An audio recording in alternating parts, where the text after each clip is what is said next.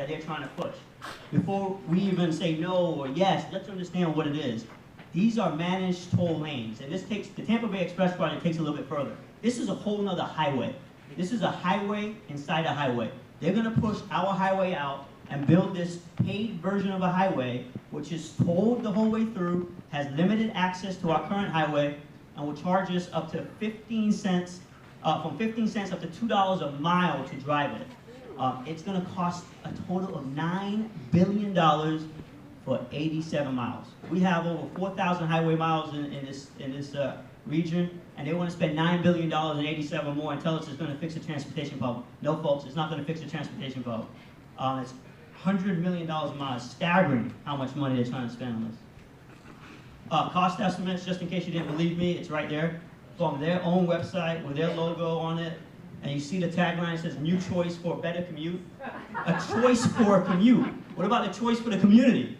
Like, who asked us, you know? You want to tell these people up in Pasco County they want to get to work 5 minutes faster, but what about our choice, right? So it says it right here, 3.3 billion, 6 billion. When you ask those folks, where do you get the number from? I was like, obviously you haven't read your own plan, have you? All right, so let's see here, what's next? Okay, the dynamic variable toll. This is a toll lane or highway that nobody probably has ever seen in this region. This is not, we pay $2 once, we know where we get off, we time it, because we don't want to pay another $2. They tell you right before you enter how much it's going to be per mile. Who knows how many miles you're going to travel? It's going to put a number up, and it could change for everybody that enters the highway. So somebody in Tallahassee is going to sit there on the clicker and say, oh, I want it to be $1 a mile now. And they can keep tolling us and send us a bill in the mail. It's absolutely ridiculous. And the way it works, the way they say it's supposed to work, it's supposed to guarantee us 45 miles an hour, 90% of the time on the tolled highway. Has nothing to do with 275. And I'm saying I go 90%, I go 45 miles an hour 90% of the time on 275. The only time I don't is when it's rush hour, which every major city in the country has rush hour, and when they're doing construction. And they're going to be doing construction for another 7 to 15 years. So you're going to tell me I'm not going to go 45 miles an hour because you keep doing construction on it. It's ridiculous.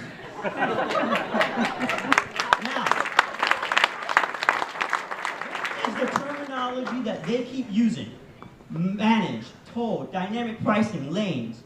So I want to break that down for us, you know, us non-transportation people to understand. What does manage mean? It's basically restricting who can get on there. It's managing us, right? It's not, we can just go on 275. We have to think about it now. Toll. When a public entity tolls us, it's like taxing us. This is another tax. We already pay a tax called a gas tax. That's what pays for our highways. So this is double taxation. This is not giving us a vote for another tax. And every conservative here is saying, like, you keep telling me we don't want to raise the taxes, but then you want to toll us. That's hypocritical. Very hypocritical. Dynamic pricing. That means they just keep changing the prices whenever they want. As a consumer, I'll be scared. Like, how can you just change the prices whenever you want? And you want me to sign the government to change our taxing and tolling whenever they want? I don't trust them with a penny, let alone two. Lanes. They want to say they're adding more capacity. It's no good if we can't use it. It's reserved lanes, premium capacity, like first class. This is not something for everybody to use. How many people use first class? I'm sure they do, but every time I go on a plane, there's like 2 people there. And that's what this highway is going to be, a big old eyesore, breaking our community down with like people barely using it, or because they can't afford it, or the congestion is going to get so bad, we have to forced to use it and take money away from us. So, where can you learn more? I highly recommend you just go to their website. I don't have to even sell it. It's such a bad product. It sells itself, but you got to read it. You have to tell the transportation to read their own product.